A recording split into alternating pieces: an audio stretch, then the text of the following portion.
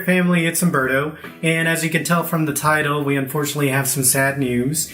If you don't remember, Nicholas's first pet was actually a betta fish, and he named him John after John Cena. We don't actually watch wrestling, so somehow he got the name, I think, probably from school. He just liked the name, and that's what he wanted to call his fish. And it was kind of a serious name for a betta fish, but that's what we went with. He would also sometimes call him Johnny after one of our friends' name, but he always remembered him as John, since that was the first name he gave him. But this week, unfortunately, we lost him. At first, I thought that Nicholas wasn't going to be too sad about it.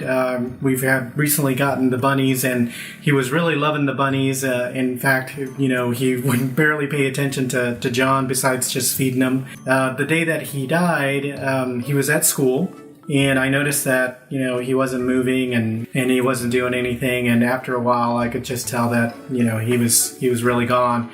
And I decided to wait for Nicholas to come home. I don't know whether it's good or bad, but he would have that experience of losing something, It was something that I think Pam and I had talked about too, that when one of their pets died, that they would unfortunately be really sad, but they probably needed to experience that, that loss. Because it's something that happens, in real life. You lose pets and you lose people that you love and all this other stuff. That's why I decided to leave it in the tank until he got home. And when he got home, I told him, the bad news of what had happened.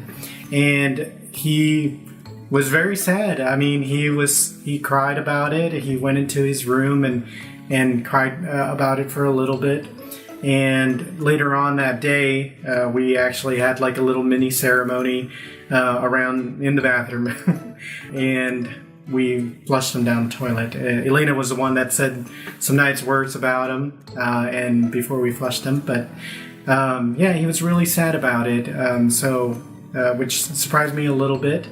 Just because, like I said, he was really loving the bunnies and wasn't paying too much attention to them. But he still missed them. And I'm guessing it's probably just because it was his first pet and he had him for such a long time that it still hurt. So that was kind of a bit of bad news that we had this week. And then as far as like photography news for me anyway, I did join some Facebook groups that connect photographers with makeup artists and models to be able to collaborate and do photo sessions.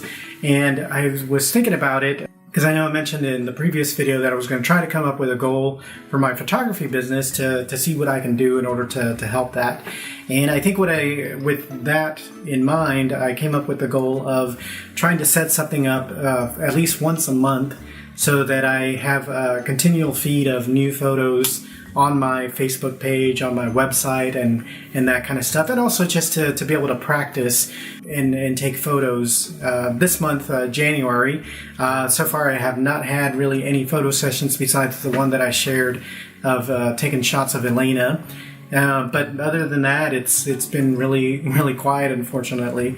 So I'm hoping that by doing this, I'll be able to not only practice, but then be able to provide, some photos for people to entice people to set up a session with me and do some stuff that way. So that'll be my goal, is to have at least one photo session for the remainder of the year every month, and hopefully that'll help me with that. And the last thing I just wanted to mention quickly for Elaina is that she's starting her new classes. This is her now third semester in high school as a freshman. And the way that it was set up is like the first 2 terms she had certain specific classes, and then the last 2 terms are going to be some different classes. She'll still have choir for this year, but some of her core classes have changed. So she's going to start a new schedule this term, and we'll see how that goes. And that's all I have for this week. So we'll talk to you all next week. Bye-bye.